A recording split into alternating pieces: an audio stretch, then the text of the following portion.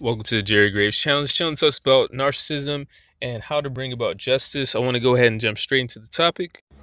In this video, I'm going to talk about the 6 strategies that are the most effective in dealing with narcissists, right? So, the first way is just to keep moving. Now, a lot of people, they don't do this because they don't want to, they want to be able to stand their ground. And that's like an idea that everybody kind of holds true, which is, you don't want to run away from any kind of situation. So people tend not to run away and still kind of go where the narcissist is and things like that. But what you really, the strategy is, you want them to have to work for it. Anytime they're coming to bother you in any kind of way, you want them to have to work for it, which is part of the reason why you want to do this is because they like to study you. They like to get to know you before they ever really roll out their full plan. And so if you're just by moving away from them and staying out of their sight as much as possible, you slow down the process. And in just in general, it also just it makes it harder for them to get at you because sometimes they'll be able to get around you, but then there will be times where they're not expecting it, so they're just not ready, and so it just befuddles them if you use this tactic. The next strategy, of course, is going no contact. If you can, no contact, no conflict. As soon as you realize that they're a narcissist, you basically just cut them out of your life. You don't go back and forth. You don't question yourself. You just completely cut them off. And it works, at least most of the time. Like sometimes people might actually, try to escalate things faster or try to stalk or harm you, if you cut it off with them in an abrupt way. But for the most part, that doesn't happen. And that's one of the best ways to deal with a narcissist. The next way is gray rock, which is something that's kind of popular now, which is basically like you're basically trying to be as boring as possible. You're not wearing anything that's going to cause them to have something to say to you, and even your tone, everything is basically real bland and boring. You're wearing gray. You don't really talk and go deeply into any certain subject with them. And the idea is that they're trying to get a reaction out of you. And not only are they not getting a reaction out of you, they're also being bored by you. So, and boredom's a symptom of pain as well. Like it can be classified as a mild form of pain. The next one is switching up your routine, which is something that everybody should be doing because you never know who's following you, you never know who's watching you. But it also correlates to the first step, which is keeping it moving. Like the same idea behind it is that the more you switch up your routine, what you wear, how you dress, who you talk to, how much you talk to them, how long you talk to them, and every little thing that you do, the more you switch everything up, the harder it is for them to study you, which makes it harder for them to launch their attack. And it'll take a longer and longer time. And it makes it where even when they try to ambush you, there's times where you'll pop up where they're not ready, and it makes it harder for them. And it also makes it where you can study them, It gives you more space because if they get to the point where they understand your routine and they figure you out, next thing you know, they're going to be ambushing you. It's hard not to react to that. And then the next one is studying them, right? So people think that just learning online is enough. Like, okay, I know how narcissists operate, but everybody is different, even if they're a narcissist. So the more that you can understand about a person, the more power you can have in the event of if there's going to be a conflict. It's like war, like Sun Tzu. Like you got to understand your opponent. And the reason why a lot of people don't do this is because narcissists are boring. They're the most boringest people because they really don't have any passion for life outside of bothering people. Like if you really study them, they don't have any real passions, and that's the reason why it's so easy to study you and not get bored. And that's the reason why they end up getting to the point where they do know more than you or know more about you.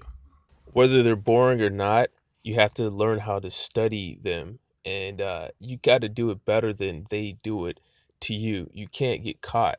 You can't have it where you're standing too long in one place and people start to feel your presence and they uh, catch you, because that interferes with your gray rock routine, which is to show that you're so not interested in them. You're so not reactive to them that you're completely gray rock. But if you are getting caught watching them, then it shows them that that's not real and that they are affecting you. You know, at least you're giving them your attention. So when you do this, you have to make sure that you're behind them. You're not looking at them directly. Out the straight, like face to face. You know, you got to make sure you're looking at them through the corner of your eye, and just get very good at surveillance, you know. And this is just to learn their routines and just learn as much as you can about them, because that's what war is built on. Sun Tzu said that you win the battles before, like, the battles ever even fought, just by, you know, what you know about your enemy. You want to know them without having to actually talk to them. You want to really know them. The final step is just guarding your information. Again, it relates to the last tip, but you got to make sure that I don't care who it is. It could be somebody you've known for years. Like, any sensitive information that can harm you, you keep to yourself. I don't care if it's your mom. I don't care who it is, because anybody can be flipped. Anybody can give out some information that they're not supposed to give out. Anybody can be tricked to do that. So you don't want your enemies having any extra information about you. You never want to get to the point where your enemy knows you, or at least knows the important things about you enough to be like, I basically know more about them when it comes to conflict than they know about themselves.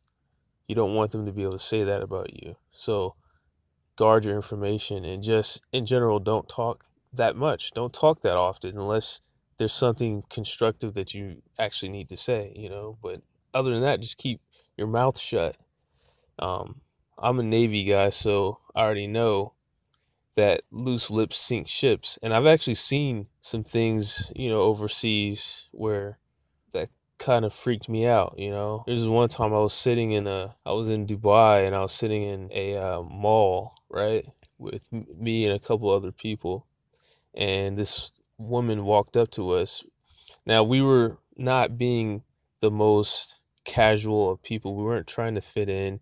We were taking pictures. This was our first time being in a different country. So we're taking pictures, and we're eating all this food that we wouldn't even normally be able to afford. This food was a little bit cheaper out there. So we were eating shrimps and, you know, taking all these pictures. And somebody just walks up to us and is like, "Hey, are you guys American?"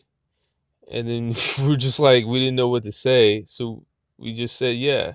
And then she just gets up, she just takes off running, like, through the mall out there as fast as she could. And we didn't know what was about to happen next. So we got up and we got out of there. It's like, it's stuff like that. That's where gray rock, not talking too much, and all that all comes in handy. You just don't know who you're dealing with. Now, in that situation, we got out of there fine, but that could have been anybody, you know. And it's military strategy. That's one thing that I learned in the Navy, because even when you're on a ship, the reason why it takes so long to get to certain places, if you've ever met anybody who's in the Navy before, like, they'll be saying they're gonna